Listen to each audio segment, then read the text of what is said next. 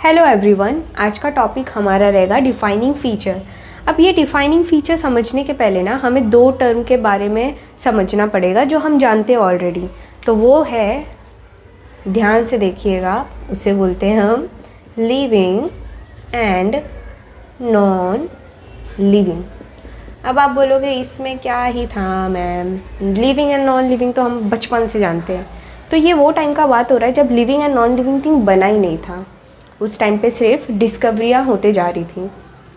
फिर साइंटिस्ट लोग ने सोचा यार डिस्कवर तो हम करे जा रहे हैं बट हमें पता ही नहीं चल रहा है क्या चीज़ एक्चुअली में ज़िंदा है और ऑलरेडी क्या चीज़ मर चुका है, या फिर क्या वो चीज़ ज़िंदा है भी या नहीं है। उसके लिए ये living and non living thing बनाया गया था।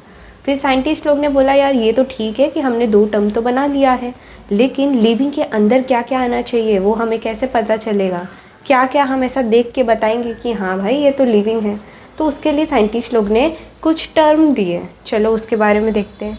पहला टर्म जो दिया था साइंटिस्ट ने, दैट्स कॉल्ड मेटाबॉलिज्म, ग्रोथ,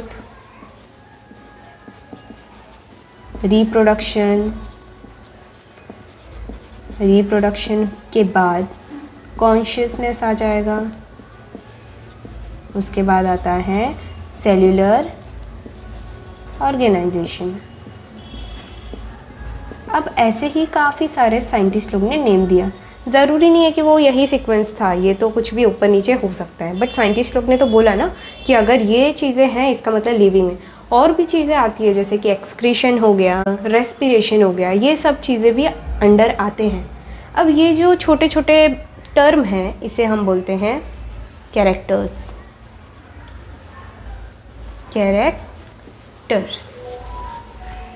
अब ये जो कैरेक्टर था, जब साइंटिस्ट लोग ने और भी चीज़ें खोजना स्टार्ट किया, डिस्कवर करना स्टार्ट किया, तो यहाँ पे भी कुछ तो कन्फ्यूजन क्रिएट हो रहा था। फॉर एग्ज़ाम्पल कुछ असेप्शन निकल गए थे।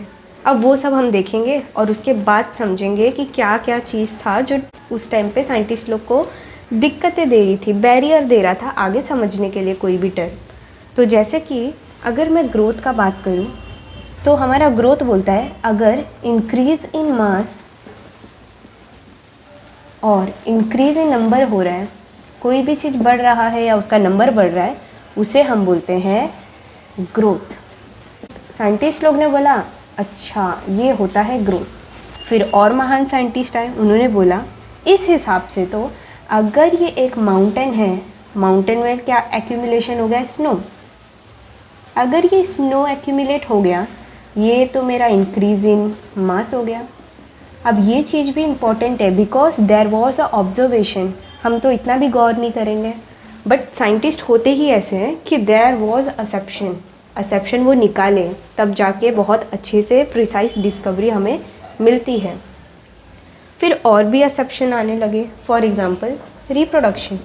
यस, रिप्रोडक्शन में भी काफ़ी सारे असेप्शन हमें देखने को मिल रहे थे। For example infertile couple, and उसके बाद म्यूल्स एंड वर्कर हनीबीज,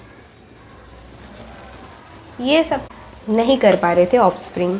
तो रिप्रोडक्शन तो नॉन लिविंग जैसा बिहेव हो रहा था यहाँ पे। फिर से असेप्शन आ गया। फिर एक और हमारे शामिल हो गया, दैट इज़ वायरस। ये वायरस दिमाग ख़राब करने वाला चीज़ था क्योंकि जब ये एटमॉस्फेयर में मिल रहा था तो वो तो डेड हुआ करता था। There was no metabolism at all in the body of the virus. But जब ये हमारे बॉडी में या कोई भी होस्ट के बॉडी में आ गया, अब होस्ट कौन हो सकता है, प्लांट हो सकता है, एनिमल हो सकता है, बैक्टीरिया हो सकता है, एक्सेट्रा एक्सेट्रा एक्सेट्रा। तो उस टाइम पे ये लिविंग हो जा रहा था। अब साइंटिस्ट लोग सर पकड़ के बैठ गए, भाई तो ये वायरस जो नाम का चीज़ है वो है क्या, ये बला क्या है। तब समझ आया कि ऐसे तो काम नहीं चलेगा। ये कैरेक्टर के बेसिस पे हम नहीं बता पा रहे थे कि क्या चीज़ एक्चुअल में लिविंग है, क्या चीज़ नहीं है। ये इन डेप्थ कॉन्सेप्ट है। जब आगे जाके हम कुछ खोज करते हैं तो ये चीज़ें काफ़ी सारा इम्पोर्टेंट रोल प्ले करता है। फिर साइंटिस्ट लोग ने बोला नहीं, अब तो हमें कुछ ऐसा बताना पड़ेगा कि अगर कोई हमारा फ्यूचर साइंटिस्ट, महान साइंटिस्ट, आप लोग जैसा साइंटिस्ट आ रहा है तो ये तो बोलना ही पड़ेगा ना कि भाई ये लिविंग है और ये नॉन लिविंग है, आँख बंद करके, विदाउट एनी एक्सेप्शन। तो साइंटिस्ट लोग ने बोला अगर मेरा मेटाबॉलिज्म है तो मेटाबॉलिज्म तो हमारा सेल के अंदर होता है। For example this is my beautiful सा सेल जो ऐसा बिल्कुल ही नहीं दिखता है। तो ये जो मेटाबॉलिज्म है, उन्होंने बोला मेटाबॉलिज्म जो कोई रिएक्शन हो रहा है वो तो सेल के अंदर हो रहा है, और सेल जो होता है ये तो सिर्फ लिविंग में पाया जाता है, और इसका कोई एक्सेप्शन तो निकल ही नहीं सकता, क्योंकि अगर सेल ही नहीं है तो वो चीज़ लिविंग कहाँ से हो गया। तो ये तो भाई एकदम सटीकता था कि एक्यूरेट था, बोल दिया तो इसके आगे कोई एक्सेप्शन नहीं निकला। साइंटिस्ट लोग ने बोला यस वी गॉट समथिंग कि जिससे हम बोल सकें दिस इज़ लिविंग। साइंटिस्ट लोग को राहत मिली कि चलो कुछ तो मिला। उसके बाद आया मेटाबॉलिज्म। अब मेटाबॉलिज्म ये सेल के अंदर होता है। फॉर एग्जांपल मुझे रिएक्शन करवाना है ताकि मुझे एनर्जी मिल पाए, तो उस टाइम पे सपोज़ ऑलरेडी कोई मॉलिक्यूल था वो ब्रेक डाउन हो गया 2 पार्ट में, जिससे मुझे एनर्जी मिला। और सेकंड केस ये था कि मैंने कुछ ऐसा खाया था, उसको जॉइन करके मुझे ये कोई चीज़ स्टोर करना है फ्यूचर के लिए अपने बॉडी में, या फिर मुझे उसको यूटिलाइज़ करना है मेरे सेल के रिक्वायरमेंट के हिसाब से। तो जो चीज़ टूटता है उसे बोलते हैं कैटाबॉलिज्म, और जो चीज़ जुड़ता है उसे बोलते हैं एनाबॉलिज्म। ये जब हम लोग ने केमिकल रिएक्शन में देखा वो तो सिर्फ सेल के अंदर हो रहा था, तब समझ आया कि भाई मेटाबॉलिज्म भी क्या है, एक डिफाइनिंग फीचर है।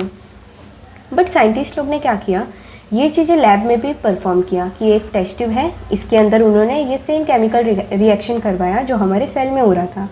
लेकिन तब साइंटिस्ट लोग ने ये बोला कि ये तो टेस्ट ट्यूब है ना, और टेस्ट ट्यूब कैसा होता है, एक नॉन लिविंग होता है, तो ये भले ही लिविंग रिएक्शन है बट ये टेस्ट ट्यूब एक नॉन लिविंग है, तो ये तो नहीं है। बट अगर एक सेल के अंदर हो रहा है तो वो डिफाइनिंग फीचर है, बिकॉज सेल किस में प्रेजेंट होता है, लिविंग ऑर्गेनिज्म में। उसके बाद देखा गया कॉन्शियसनेस। अब ये जो कॉन्शियसनेस था वो क्या होता है, फॉर एग्जांपल मैं अचानक से आके भूख कर दिया किसी को, तो वो क्या करेगा, कुछ एक्शन शो करेगा बचने के लिए, तो इसको हम बोलते हैं रिस्पॉन्स।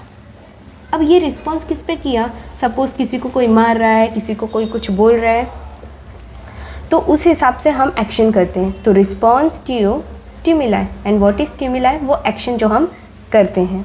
अब ये जो स्टिमुलाई वाला रिस्पॉन्स था ये सिर्फ ह्यूमन ही नहीं, बहुत सारे बैक्टीरिया, काफ़ी सारे लोग ये सब शो कर रहे थे। तो ये जो रिस्पॉन्स टू स्टिमुलस था उसका एक बहुत अच्छा सा प्लांट में भी एग्जांपल हमें देखने को मिलता है। For example this is my beautiful सा लीव्स, ठीक है। अब इसका नाम तो आपको पता होना चाहिए बेसिकली, और उसका नाम है touch me not. Touch me not एक ब्यूटीफुल सा लीव्स होता है, जब हम उसे टच कर लेते वो क्लोज हो जाता है, शर्मा जाता है बेचारा आपको देख के। तो ये क्या करता है, रिस्पॉन्स करता है। किसको रिस्पॉन्स करता है, जो हमने टच किया हो, and this is called the defining features. Metabolism है, कॉन्शियसनेस है, सेल्यूलर ऑर्गेनाइजेशन है, तो वो मेरा डिफाइनिंग फीचर होगा। तो यहाँ से हमें काफ़ी सारा समझ में आ गया कि हाँ भाई ये है तो मतलब लिविंग है। फिर हमें एक फंगस का स्पोर मिल रहा था, ये स्पोर बहुत टाइम तक ऐसे ही पड़ा रहता था। साइंटिस्ट लोग ने बोला बताओ लिविंग है या नॉन लिविंग है, तो इसको क्या किया, उठा के सॉइल में डाल दिया या फिर कंडीशन दे दिया, वो तो मेटाबॉलिज्म शो कर रहा था, इसका मतलब वो लिविंग है। तो यहाँ से एक सारा कन्फ्यूजन हमारा धीरे धीरे रिलीज आउट होता गया। अब एक बहुत अच्छा सा टर्म है जिसको हम बोलते हैं सेल्फ कॉन्शियसनेस। अब ये जो सेल्फ कॉन्शियसनेस है, ये भगवान ने बोला ये तो मैं सिर्फ अपने महान व्यक्ति लोग को दूंगा, जो चल सकेगा, बोल सकेगा, उसे पता रहेगा कि वो कहाँ पे है, कब है, क्यों है, इन फ्यूचर उसे क्या करना है। जी हाँ, वो व्यक्ति और कोई नहीं है, वो हम ही हैं। क्योंकि एनिमल को थोड़ी पता होता है कि अभी वो कहाँ है, उसे बस ये पता है कि मैं वहाँ पे रह रहा हूँ, ये मेरा लिमिट है। वो ये नहीं देखता है कि मैं फ्यूचर में हाँ गाड़ी बनाऊँगा, मैं फ्यूचर में ह्यूमन लोग को मारूँगा, ये सब अभी डेवलप नहीं हुआ है। So only human are the self consciousness. तो हम कहाँ पे आते हैं, लाई करते हैं सेल्फ कॉन्शियसनेस में। तो ये एक छोटा सा पीपीटी था, मेरा एक स्लाइड था अबाउट डिफाइनिंग फीचर्स। बहुत ही सिंपल है बट बहुत ही इम्पोर्टेंट है फॉर आगे के डिस्कवरी के लिए। Thank you very much for your patiently listening.